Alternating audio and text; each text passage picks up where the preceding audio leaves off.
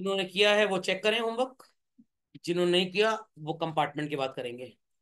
दो producing enterprises हैं, आपको क्या कैलकुलेट करने को बोला गया है? Gross value added at market price and national income.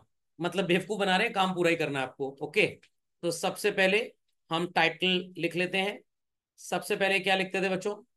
Value of output less cost of intermediate consumption, answer was GDP at market price.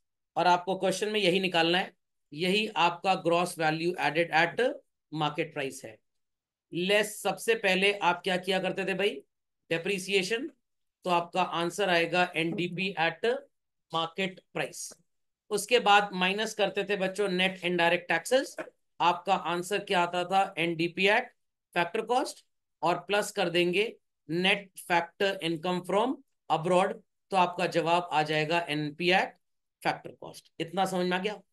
अब जो जो नजर आ रहा है सीक्वेंस में उसको भरते चलते हैं ताकि हमसे कुछ छूट ना जाए। Net factor income from abroad 20 है, तो उसको यहां लिख ही लेते हैं।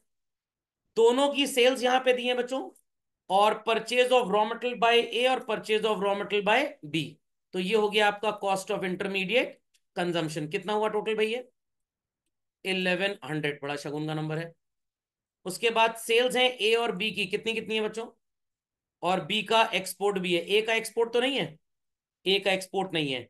तो ये हो गया 1000 और 2000, 3000 और 70, ये हो गया कितना हो गया? 3070।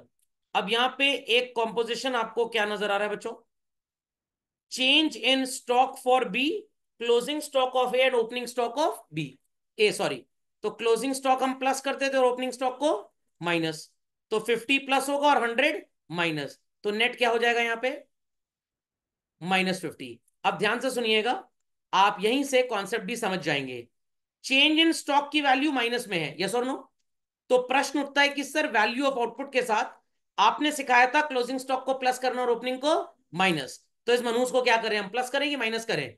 अब ध्यान दीजिएगा, क्लोजिंग को प्लस करना और ओपनिंग को माइनस। अगर फाइनल आंसर आपका प्लस में आ रहा है, इसका मतलब हमेशा क्लोजिंग की वैल्यू ज्यादा और ओपनिंग की कम। नहीं समझे बात को? क्लोजिंग हमेशा प्लस होता है और ओपनिंग हमेशा माइनस, कॉन्सेप्ट यही है। तो भाई अलजेब्रा के हिसाब से आंसर प्लस में कब आता है? जब प्लस की वैल्यू बड़ी और माइनस की वैल्यू छोटी। तो अगर चेंज इन स्टॉक प्लस में दिया है तो मतलब क्लोजिंग स्टॉक ज्यादा और ओपनिंग स्टॉक कम।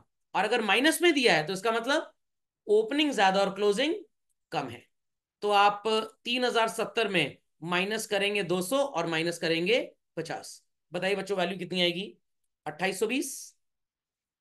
2820 आ जाएगी। This is 1720। डेप्रीसिएशन है 180, तो 1720 में 100 गया 1620, और ये बचेगा कितना? 1540। 45 क्यों आएगा? 40 आएगा। इनडायरेक्ट टैक्सेस दिया हुआ है, सब्सिडी आपको दी नहीं है, तो सब्सिडी को जीरो मान लीजिए, इनडायरेक्ट टैक्स को ही माइनस कर दीजिए। कितना आ जाएगा ये? 1420, और 20 ऐड कर दीजिए तो इट इज 1440। समझ गए? 1370 किस चीज का आंसर है? किसी एक चीज का आंसर लिखा है, भगवान जाने क्या है। This is the correct answer. Okay, question number 2। Again कहानी सजा लेते हैं, काफी कुछ तो लिखा हुआ है। Gross value of output 10,000 crore minus intermediate consumption 5,000 crore, क्या आएगा जीडीपी एट मार्केट प्राइस? कुछ नहीं, 5,000 माइनस करेंगे डेप्रीसिएशन। डेप्रीसिएशन कितना है? 1,000। What is the value? 4,000। Indirect tax और सब्सिडी दिया हुआ है, तो माइनस कर देंगे net indirect tax. How much? 500। Value कितनी आएगी? 3500 as NDP at factor cost, और ये था NDP at market price. That's it, और तो कुछ है नहीं। आपको यहाँ पे क्या निकालना है? Gross value added at factor cost, मतलब जीडीपी एट फैक्टर कॉस्ट निकालने को बोला गया है। What? NDP at factor cost है आपके पास, जीडीपी निकालना है, प्लस क्या कर देंगे? डेप्रीसिएशन आ जाएगा 4500 करोड़। करेक्ट। और कोई क्वेश्चन दिया था? और कोई क्वेश्चन दिया था? ये दोनों थे।